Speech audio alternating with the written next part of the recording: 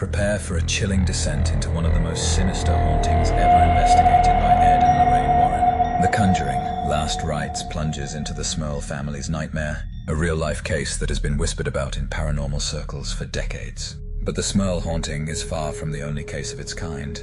Similar terrifying events have unfolded in homes across the world, leaving behind eerie parallels and unsettling questions. Between 1974 and 1989, the Smurl family endured a relentless barrage of supernatural torment in their West Pittston, Pennsylvania home, which some might refer to as a house of horrors. Their claims ranged from phantom voices, putrid odors, and violent poltergeist activity to something far more disturbing: physical and sexual assaults allegedly inflicted by a demonic entity. The family reported that their dog was hurled against a wall, their daughters were shoved downstairs, and even Jack Smurl himself was attacked by a succubus. The battle against darkness began for the Warren investigation in 1986 as Ed and Lorraine Warren stepped into the Smurl home, armed with their faith and expertise in demonology. Ed Warren described the entity as very powerful, claiming it could shake mirrors, furniture, and even leave chilling messages on surfaces. The couple attempted exorcisms and religious interventions, but the entity allegedly evaded their efforts, moving between the duplex and following the family wherever they went. The Smurl haunting shares eerie similarities with other infamous cases, including the Amityville Horror of 1974, when the Lutz family fled their home after experiencing violent paranormal activity, including moving objects, strange odors, and ghostly apparitions. Like the Smurls, their claims were met with skepticism, and many accused them of fabricating the story for profit. The Perron family haunting of 1971 inspired 2013 The Conjuring movie. This case involved malevolent spirits tormenting a Rhode Island family, with reports of physical attacks, ghostly figures, and demonic oppression. The Doris Bither case of 1974 is the basis for the 1982 movie. The entity based upon Doris Bither claiming that she was violently assaulted by unseen forces in her California home. Investigators witnessed floating lights, poltergeist activity, and chilling manifestations, but skeptics dismissed her claims as hallucinations or psychological distress. So, what do you think? Is all of this talk of hauntings and unseen forces making things go bump in the night just all the makings of skepticism, controversy, fraud, or fear? Much like the Smurl case, the entity and the Conjuring have faced intense scrutiny. Skeptics argue that psychological factors, hallucinations, or even financial motives could explain these hauntings.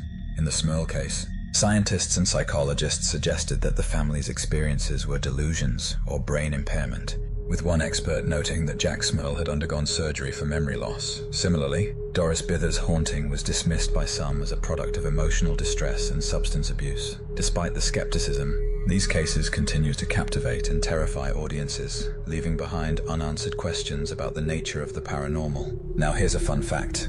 As The Conjuring, Last Rites marks the final chapter in the Warrens' cinematic legacy, horror fans were treated to a rare and eerie event, the Annabelle doll tour. In May 2025, the infamous Raggedy Ann doll, said to be possessed by a malevolent spirit, was taken on a nationwide tour as part of the Devils on the Run exhibition. The tour, organized by the New England Society for Psychic Research, allowed fans to see Annabelle up close outside of her usual containment at the Warren Occult Museum. The doll made stops at haunted locations, including Victoria's Black Swan Inn in San Antonio, Texas, where visitors reported strange occurrences during the event. Some even claimed that electronics malfunctioned, and cold spots appeared near Annabelle's display case. The tour sparked controversy, with religious leaders and paranormal experts warning against treating Annabelle as a mere novelty. Just days after Annabelle's stop in New Orleans, tragedy struck Nottoway Plantation, a historic antebellum mansion in White Castle, Louisiana. On May 15, 2025, a devastating fire engulfed the 166-year-old estate, reducing it to ruins. The mansion, once a museum and wedding venue, was the largest remaining antebellum mansion in the South. The fire's cause remains under investigation, but its timing led to wild speculation online. Some paranormal enthusiasts linked the disaster to Annabelle's presence in Louisiana, fueling rumors that the doll's tour had unleashed supernatural chaos. Others pointed out that Nottoway's dark history, tied to slavery and oppression, made it a prime target for paranormal retribution. While authorities dismissed any connection between Annabelle and the fire, the internet ran wild with theories, turning the event into a modern ghost story. As the last chapter in the Conjuring universe, Last Rites promises to push the boundaries of fear, delivering a haunting farewell to the Warrens' legacy. Whether you believe in the supernatural or not, The Smurl case remains one of the most terrifying real-life hauntings ever recorded. Would you dare watch The Conjuring, Last Rites alone? Until next time, wishing you happy screams and hilarious dreams.